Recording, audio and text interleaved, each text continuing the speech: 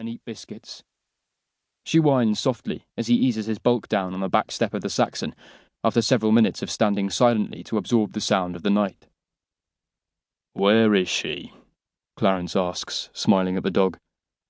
"We're not all here." Jess snorts in the garden. It is ordained that she will take second watch with the big man and the dog and eat biscuits. She pushes the fence, testing the resistance. She turns and looks round, eyeing the back door and the glow of the candles within.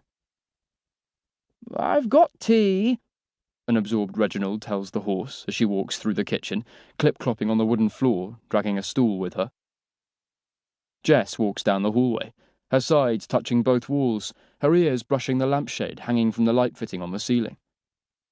She stops to look in the designated barrack room of the lounge and snorts air through her nose at the smells. She backs out and stops to stare at the small man on the stairs, before deciding he doesn't have the sugar she can smell.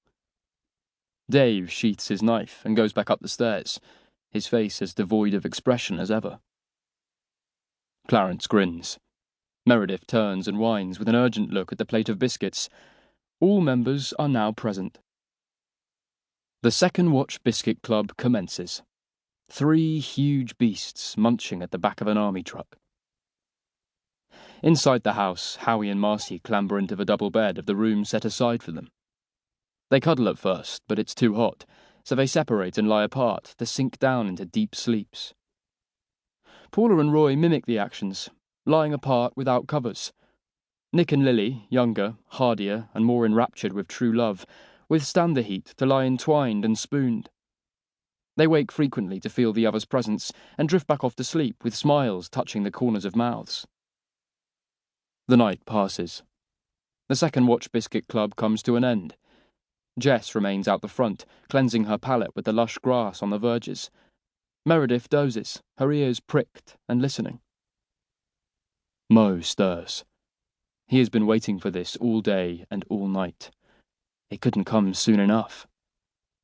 When he went to sleep, he positioned his bedroll carefully, leaving Dave only one route to him, and that being from the lounge door.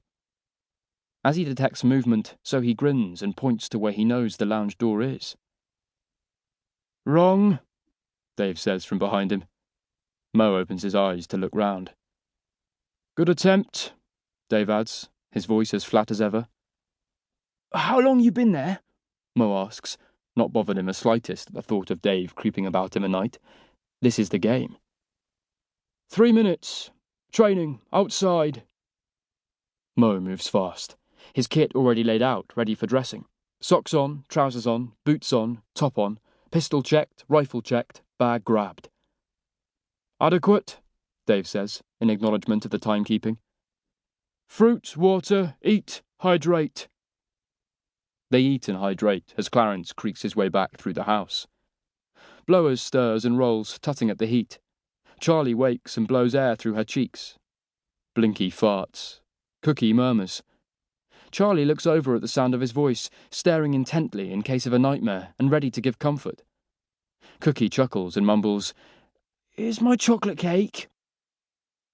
The first blow comes as Mo stands from putting his bowl on the floor. This is the game. The rules have been set. Mo reacts, dancing back to block with a grin on his face.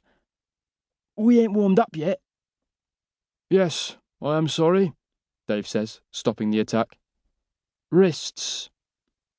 Mo narrows his eyes as Dave starts circling his wrists. Dave watches Mo narrowing his eyes but portrays no reaction.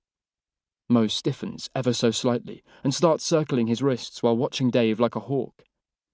Dave whips a hand out with a blur of speed as Mo leans back and away from the strike. Mo smiles again. An energy between them, a bond of understanding. Mo thought about this all day yesterday. The motions, the feints, the dodges, the grips, locks, moves and counter-moves, the toe taps, leg hooks, the pressure of the body and the suppleness of motion.